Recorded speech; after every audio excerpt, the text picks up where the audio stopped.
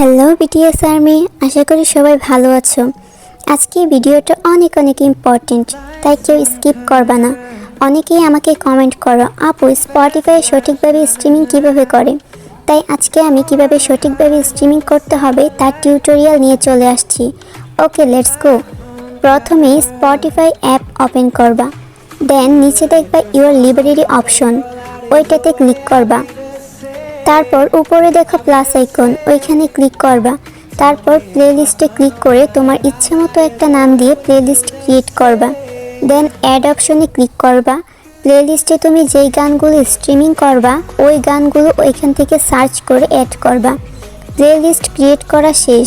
এখন ফার্স্ট গানে ক্লিক করে গান অন করে শুনবে, কিন্তু কিছু রুলস মানতে হবে। সেগুলো হলো, স্ট্রিমিংয়ের সময় মোবাইলে কোনো প্রকার ভিপিএন কানেক্ট করা যাবে না, আর ভলিউম 60 থেকে 70 রাখতে হবে। প্রতিবার এক গান শোনা যাবে না, মিনিমাম 17 মিনিট পর সেম গান আবার শুনতে পারবে। তাই এমনভাবে প্লেলিস্ট মেক করো যেখানে এক গান বারবার থাকবে না, মিনিমাম 3 গান পর পর সেম গান থাকবে। গান শোনার সময় কল আসলে আবার সেই গান প্রথম থেকে শুনতে হবে, না হলে বট স্ট্রিমিং হিসেবে গণ্য করা হবে। আর অবশ্যই সঠিকভাবে স্ট্রিমিংয়ের জন্য প্রিমিয়াম থাকা জরুরি।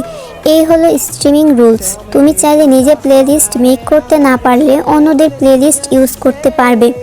সার্চ অপশনে প্লেলিস্টের নাম সার্চ করে সেভ করে নিবে, তাহলেই হবে। দেন এই প্লেলিস্ট থেকে গান শুনবে। আশা করি স্ট্রিমিং সম্পর্কে বোঝাতে পেরেছি।